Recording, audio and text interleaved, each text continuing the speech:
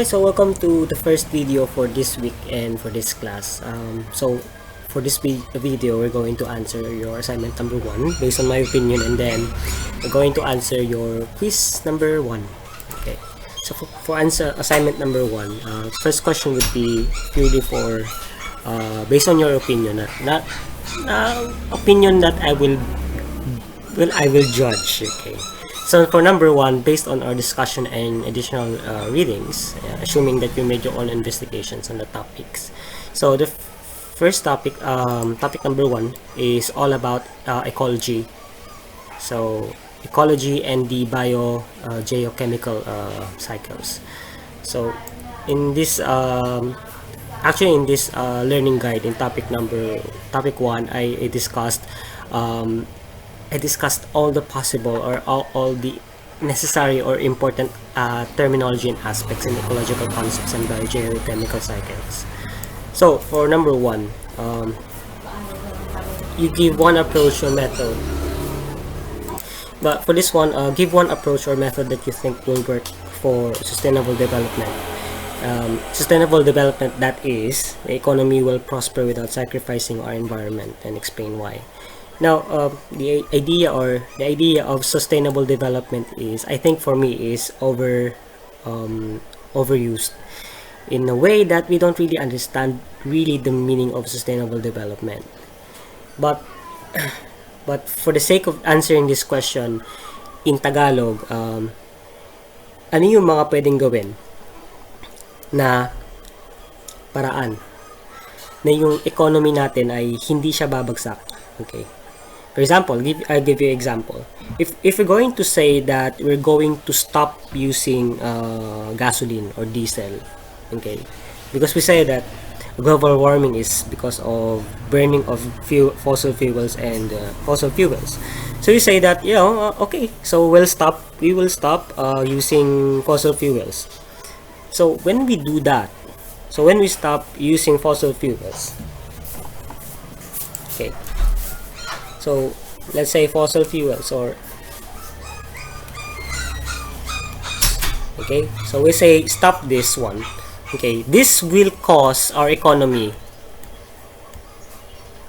to collapse. Okay, you know why? Because our cars, are used for a lot of purposes. Let's say transport. We use cars or vehicles for delivering services and goods. We also use vehicles to transport raw materials. So when we say we're going to stop using fossil fuels, we are basically eliminating vehicles. Okay. So what will happen if we don't have vehicles? Obviously, we can't transport, so we're going to use bicycles. So for delivering products and services, so imagine that this is the Luzon, and all of the crops are produced in, let's say, Baguio. So without cars or trucks to transport food from Baguio to Metro Manila, so the Metro Manila people will die from starvation because obviously the food needs to be transported from Baguio to Metro Manila. Okay. So on the other hand, or last one, transport of raw materials.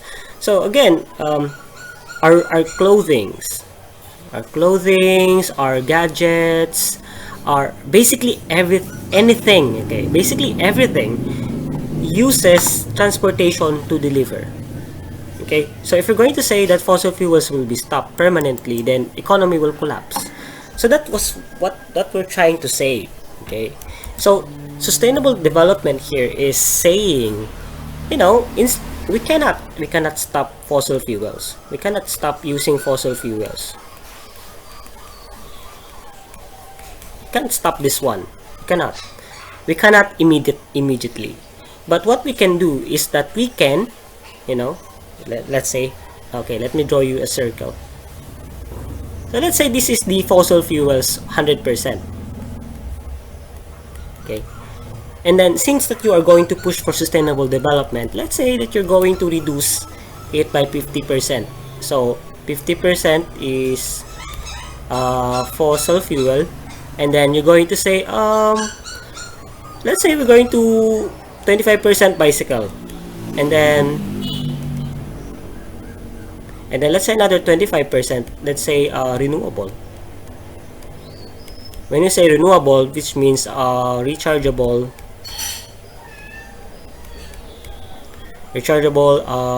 vehicles. Or let's say that you know, we can further slash this one by 5%. So effectively, we're going to be left with 45% here. Okay, so let's say 45% fossil fuels, 5%, let's say carriage. Yung mga old style na, yung mga karwahe, yung mga kabayo, mga baka. So this is saying that you're going to make a sustainable development. So this is one approach really. We're going to say that, okay, so in the Philippines, we're going to pass a law that enforces this mix. Okay, so in the Philippines, let's say in the Philippines you're the president, you're going to say that, okay, we're going to enforce this mix. So 45% will be used for fossil fuels and transportation, 5% will be used for carriage, 25% will be renewable rechargeable vehicles, and 35% will be bicycles. So when you say, okay, so people will use bicycles for short distances. So let's say that only 1 kilometer or 3 kilometers away, people will be forced to use bicycle. So there will be no available transportation that uses fossil fuel. So that's what you're saying. That is what we're trying to say here. Okay, I hope you get the point. So that is one. So I just read one. I think it's a very good answer from. It's a very good answer actually from. Okay, let's see. Okay, so we have one here from Marino. So it said here, the method, I think, okay, it's not mine, but I remember it in my past school years. So it said here that portable water purifier. Okay, so it said here that I would choose this because by using it, we can recycle water. Not really recycle, but reusing water. Recycling is a different way. So reusing water. But it could be recycling, yeah, recycling and reusing, yeah. And the filter would be disposed as a fertilizer to veggie crops. Okay, so one is that effectively we are introducing the concept of reusing water. So this will lead people to use recycling devices that doesn't really require distillation plants, and then yung water purification yung mga stations, so mababawasan. So at the same time, yung filter, so as you know, draw ko na lang, let's say this is the filter, no? Tapos papasok dito yung tubig. So yung mga yung mga ano dyan, yung mga ma-filter out, o yung mga total suspended solids, so yung TSS. Okay, may iwan niya sa filter, and then sabi niya yung filter na yan i-discard as fertilizer. I don't know, I don't mean to question the scientific basis behind this, but I think this is not a good way, no? Because when you say fertilizer, okay, na-discuss na rin dito, when you say fertilizer, it is nitrogen, phosphorus, and potassium. So, siguro pa nag-filter ng water, ano ba yung pinifilter niya? may phosphorus at potassium ba yan? Saka nitrogen? I really doubt. Okay, I doubt. So, I don't know. It's okay. It's a okay answer. But in terms of scientific or science, it's not really parang medyo questionable siya sa akin. Okay. So number 2, more nutrients like nitrogen and phosphorus lead to eutrophication. So do you think that having more plants, including those plants that we used to eat, to fight climate change is still a good idea? Actually, a question, this kind of question is not really doesn't really say something is wrong or correct. Okay, but how you question it. Now, as we're saying, people eat food. Okay. However, the problem is the population of people is increasing and the food is small. Okay. Now, now we're going to use fertilizer in order for the food to increase to accommodate the demand for the food. Okay. Now, let's look at this side and this side. So, the more population, the greater the demand for food. Okay. So, tingnan lang natin tong dalawang to. So, if we're going to in order for the food demand, in order for the amount of food to meet the demand of the human consumption, which is by the way increasing, so we're going to use high concentrations of limiting nutrients like nitrogen and phosphorus. Thus, this will definitely fertilizer. This will definitely increase the chances of algae bloom. Okay, so the question here is, do you think that having more plants to fight climate change is still a good idea? Okay, there are things that I need to discuss here. So we are currently we are facing food shortages. Okay, which means that our population is increasing more than the amount of food that we are growing.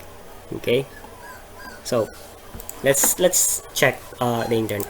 Okay, going back. Okay, just found out really something really interesting. I don't know if this is true. Let's see. Okay.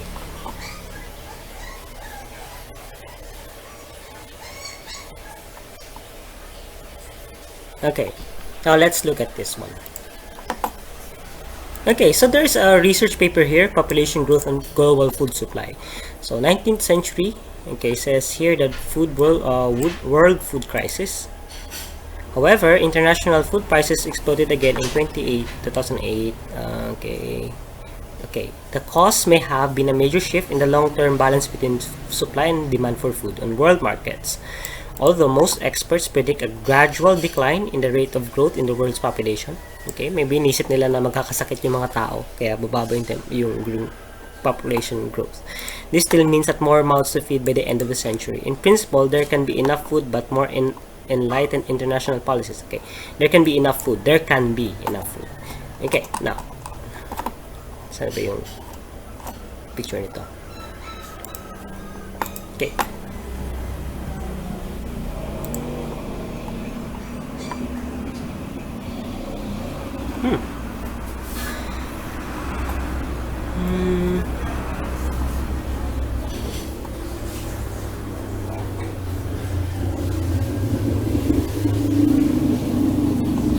Hanapin natin yung totoo. Baka kasi hindi totoo to.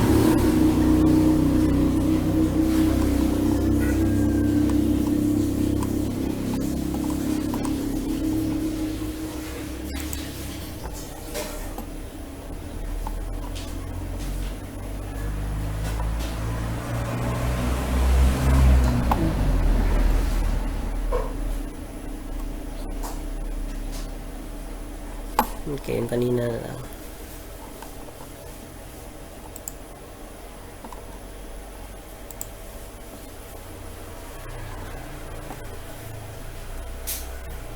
Okay, so let's look at this one. It says here that the forest cover o yung amount ng kabundukan na puno ng puno ay bumababa while yung agricultural expansion tumataas. So, yung agricultural land ay tumataas. So, it means that the forest is being converted to agriculture. Okay, so bakit nga ba meron ganon? Kasi syempre, the increasing population will have to be met by agriculture, by food. Now, balikan yung kanina. It says here, okay, the food supply grows arithmetically. So, linear food supply. population grows geometrically. So, parang pataas. So, here, food supply has reached its capacity. Further growth may result in positive or negative checks. Here, you can see here, the amount of food that we can use, that we can produce is linear. Okay? While the population growth is, you know, yung draw ko na lang. Yun yung sinasabi ko dito. Masyadong mabilis yung population growth. Yung food supply, ganyan lang. So, you see? So, dating yung time na sobrang dami ng tao, konti yung pagkain. Okay?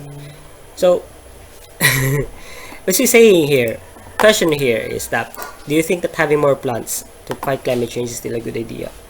Well, I think this is not a...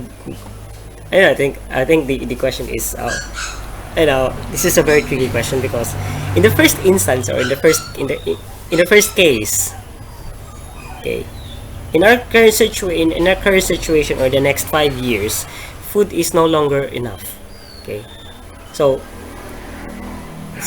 having more plants will not, will not meet the demand.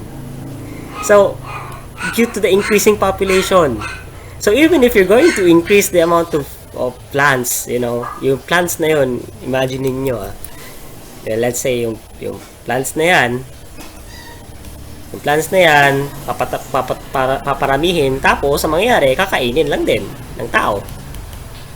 Okay, so parang, it's like parang walang essence. So it means na parang wala namang effect, kasi in the first place, yung supply ng food is mas mababa kaysa sa population ng tao na tumataas.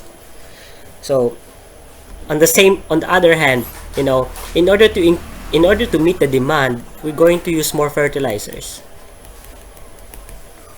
So ibig sabihin, class, kung titingnan nyo, or kung nakikita nyo lang, habang tumataas ang population natin, tataas at tataas yung demand natin sa fertilizer, pero yung ating food ay hindi pa rin kayang tapatan yung increasing demand ng tao. So this will really mean that it is not, if you're going to ask me, having more plants will not help. It will not help, because it is not enough. Kasi hindi siya sapat. Parang ang nangyayari, parang na lang, pantawid na lang.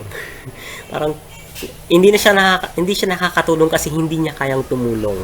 Kasi hindi siya sapat. Okay? So, ganung hugot. So, I hope you get the point. Okay? But whatever your answer is, I think it's okay. But for me, if you're going to ask me, having more plants is not enough. Okay? It is a good idea, but it will not be enough to fight climate change. Okay, so that's the answer for assignment number 1. Now we'll go to quiz number 1. Okay. Okay, for quiz number 1, multiple choice. Everything is governed by processes and reacts to positive, negative feedback mechanisms. So this implies what? Okay. Letter A, everything is interconnected. B, everything has somewhere to go. Nothing is free and nature has the last say. Okay, so everything is governed by processes and reacts to positive and negative feedback mechanisms. So when we say everything is governed by processes, this means that nothing is free. Okay, nothing is free because everything is governed by processes. So it means that everything abides to laws. Yeah. So there must be something, or there must be laws governing everything, because they're governed by processes. Okay, so reacts to positive and negative feedback mechanism. So this implies that everything is interconnected. So, so the answer here can be letter A, or that could be letter C, or that could be both A and C. Okay, I will accept only A. Not really only A. I will accept A. I will accept C. I will accept both A and C. So, second question is, which of the following holds most of the carbon on Earth? Okay, holds most of the carbon on Earth. So, when we say holds more, this is the largest carbon sink. Okay, now looking at the Okay, topic 2. Oh no, topic 1. Looking at topic 1. Okay. Most major storages of carbon on Earth is the marine sediments and sedimentary rocks. So they hold most of the carbon on Earth. It's not atmosphere, it's not the ocean, it's not the plants, obviously. Marine sediments and sedimentary rocks hold most of the carbon on Earth. Okay, so next question is, global warming is a natural process as explained in the learning guide. Then the two commonly used, climate change and global warming, are a result of, okay, there are, again, as I explained in the learning guide, climate change is natural, okay, and global warming is also natural. That is the reason why many experts and even Trump and other politicians do not believe in climate change and global warming, because they said it's natural. But the problem is that they were not taught correctly. So what we are referring to is anthropogenic.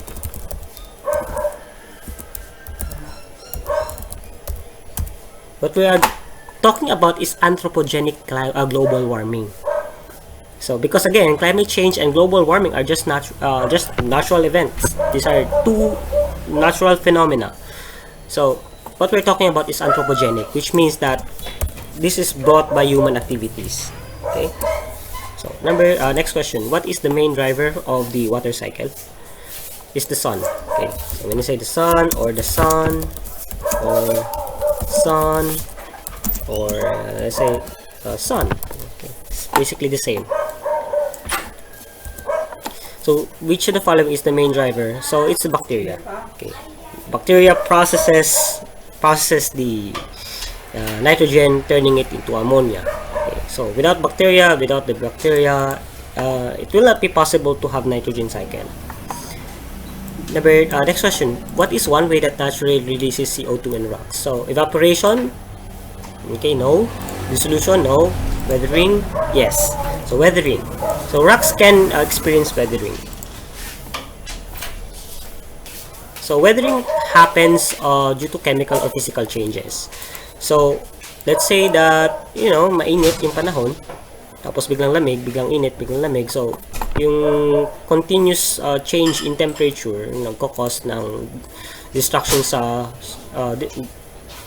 changes in the rocks. So weathering. Okay, so plants generate more CO2 per unit of energy than fossil fuels when burned. So if so, then why don't we blame burning of plants for the increasing global temperature and climate change now? Okay, this is interesting.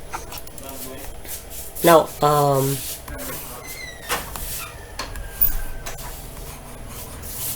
okay, so plants store CO2 as starch, by the process of H2O plus sunlight, and then and then catalyzed by sunlight. So we're going to have sugar or starch.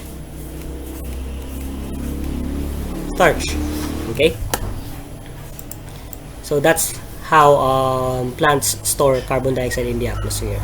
Now the reason why we don't blame plants we don't blame the plants for anthropogenic climate change or global warming whatsoever because of anthropogenic activities. Let's say we plant trees and then people burn the trees. So when people burn trees, it will release CO2 in the atmosphere, correct? So the humans that burns plants, so that is anthropogenic. That is anthropogenic in a sense that we are burning lands. Yung mga kaingin, sinasabi. Kainin. Ano ba yan? Kainin. Ganun. Or conversion of forest. Okay? So, humans also do this by conversion of forest land to agricultural. And also deforestation. So, deforestation, conversion of forest to agricultural land, and then burning of plants and, choo-choo, can be considered anthropogenic. Okay? Because these are because of human activities.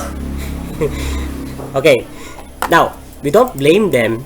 We don't blame the plants for as anthropogenic or for global warming and climate change is because, you know, because the CO2 that the plants have are the same CO2 that is present in the atmosphere. Okay, so first scenario, CO2. Okay, so let's say merong dalawang pumasok na CO2 sa plant na yan. So when you burn the plant, lalabas din dyan dalawang CO2. So equal. Okay, so parang nangyari yung CO2 dito is also equal to the CO2 here.